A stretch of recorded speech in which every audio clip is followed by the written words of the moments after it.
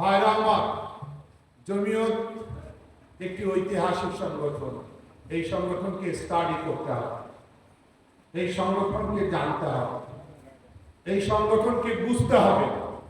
যারা বুঝে না, বুঝতে চায় না, যারা জানে না, জানতে চায় না, তারা না বুঝে আমাদেরকে নিয়ে ট্রল করে, সমালোচনা করে।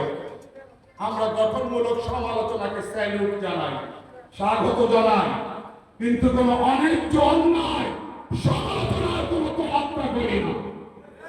আমরা হক ও হক্কানিয়তের পতাকা আঁকড়ে ধরে পথ চলছি 106 বছর থেকে।